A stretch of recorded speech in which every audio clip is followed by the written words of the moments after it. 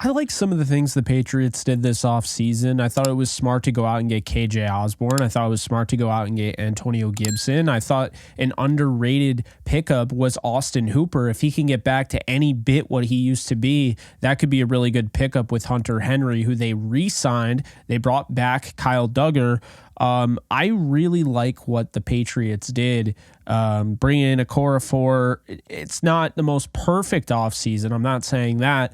But also going out and getting Jacoby Brissett, who we know can still play at a decently high level as a spot starter or, a bridge quarterback. I like that. So what awaits for the Patriots with brand new head coach Drake Maye and offensive coordinator Alex Van Pelt?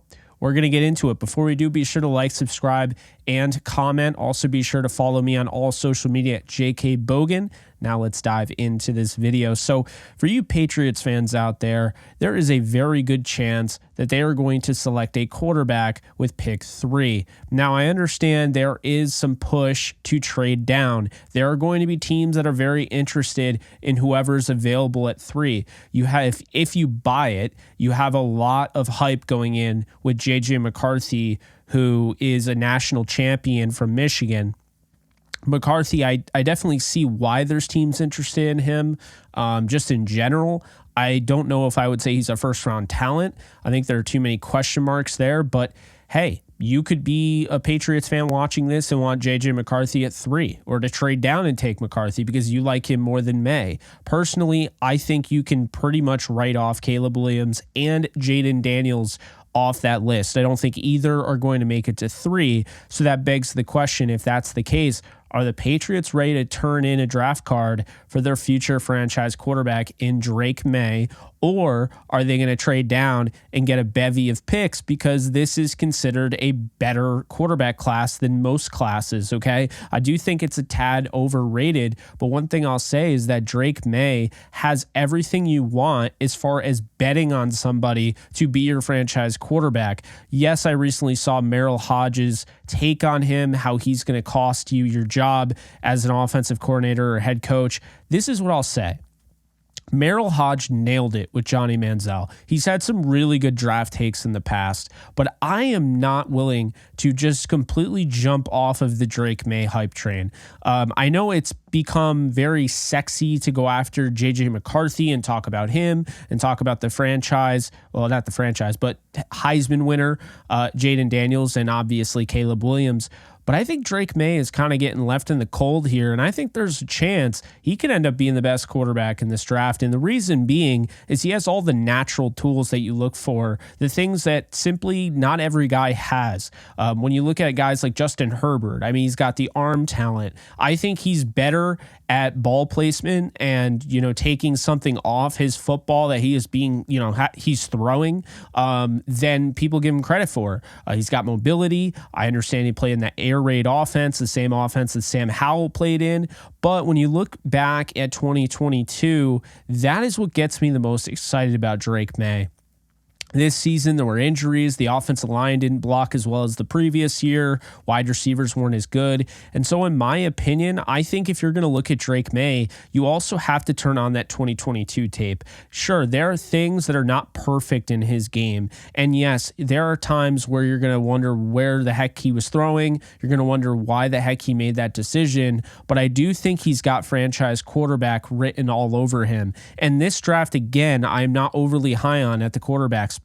I think there are a lot of guys that could be good, but I don't think there's anybody that's going to be like a Patrick Mahomes. I don't think there's anybody like a Joe Burrow outside of maybe Caleb Williams, who feels like the safest bet. However, with that said, you go out, you get a young quarterback in Drake Maye. Whether he's ready or not day one doesn't matter because you have your bridge quarterback signed to the roster in Jacoby Brissett. As we know, Brissett was drafted by the New England Patriots initially and was traded away, but now he is back. So keep this in mind. You add Antonio Gibson.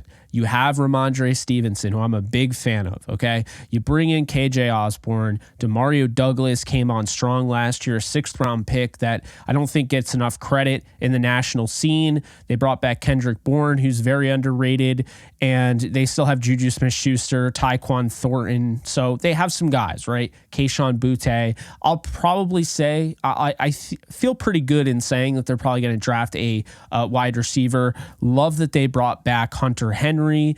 Like I mentioned earlier, the Austin Hooper pickup I thought was pretty interesting there. And I think all across the board on the offensive line, bringing in a core of 4, re-signing Onwenu, having Sidney Sow and David Andrews, and of course Cole Strange, who they spent a pretty high pick on first round in 2022 that kind of turned some heads. Then you look at a defense that has guys like Keon White, Devon Godchow, Christian Barmore, Matthew Judon, Juwan Bentley, Jelani Tavai. Of course, they're going to have Christian Gonzalez back and Marcus Jones. So I like what they were able to do, as I've mentioned. Do they have to trade down? Should they take Drake Maye? And my answer is this. If you're offered a king's ransom at 3, it does not matter, what the deal is with Drake Maye. If you really feel like that king's ransom is worth taking, then you take the trade, okay?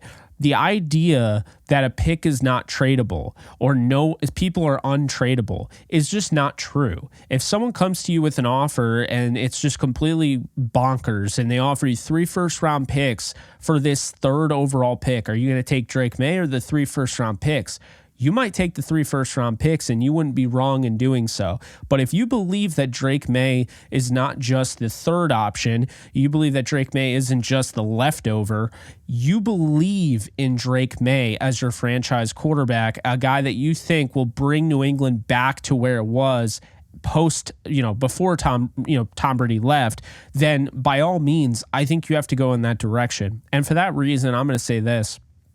I think because they were smart, they went out, they secured Jacoby Brissett, a bridge quarterback. They're in a good position where they don't have to take a quarterback to get through this upcoming season. Brissett can win you games if you have, players around him, which I think the Patriots have. Very underrated defense, and I think they have some pieces on offense that can turn some heads. With that said, I am taking Drake Maye.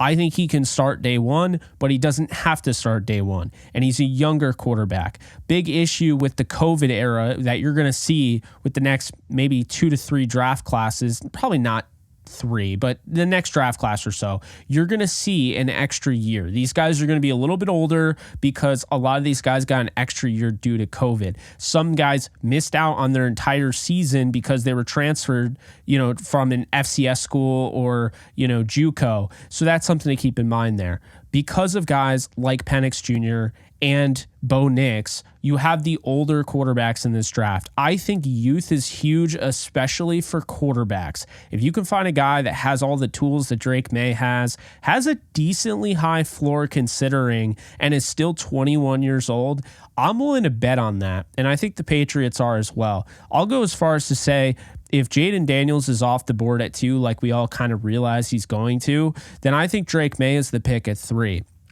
And I don't think it is a bad decision for the Patriots to choose a quarterback. Now, on the flip side, if they did pick at 3 and it wasn't for a quarterback and they really believed in Jacoby Brissett, a guy that could lead them to the playoffs, then in my estimation, if you really like Jacoby Brissett as your guy for this year and you don't want to spend this pick on just going after a quarterback and going after the best player available, not even trading it away, that would be Marvin Harrison Jr., who is guaranteed to be there. And to me, I compare him to Julio Jones. So I think you'd be missing out on a huge opportunity here if you do trust your quarterback situation right now for the time being with Jacoby Brissett, and you have plans for maybe next year's offseason, free agency, you like somebody in the draft, then maybe you just go ahead and you draft the best player available and you bring in a guy like Marvin Harrison Jr. who could just bolster this wide receiver room and instantly gives you star power, instantly gives you somebody to get butts in the seats. This was not a great football team last year. So you go out and you get Marvin Harrison Jr., and if Jacoby Brissett can play, solid football with that defense and of course that coach, I think there's some good stuff to come for New England. But at the same time, I don't think you can go wrong with Drake Maye. It's an interesting conversation to be had. It's a tough discussion and a tough decision internally for the Patriots to make. Do you trade? Do you pick best player available? Or do you go with a quarterback? Now, if Drake Maye is high on their board and he's a quarterback, I think he's going to take precedence. However, with that said, I think a lot of the times when you have a receiver like a Marvin Harrison Jr., I think teams are going to look at that and be like, can't really pass him up. So it'll be interesting to see what the Patriots do. I do believe they're going to go and draft Drake Maye. I think there'll be 3 picks right in a row for the quarterback position, and that's how I see it going down. Now, is it guaranteed for that to happen? Absolutely not. Stranger things have happened, but I could see it. And I'm going to say right now, I think they take Drake Maye. Let me know in the comments section, folks. Do you think the Patriots should take Drake Maye, have him be their franchise quarterback? Do you believe in him as your franchise quarterback? Do you think they should take Marvin Harrison Jr. or trade down? Let me know in the comments section below. You can follow me again on all social media at JK Bogan. Be sure to subscribe and thumbs up this video as well as leave a comment. And I'll see you guys in the next one. Take care, folks. Later.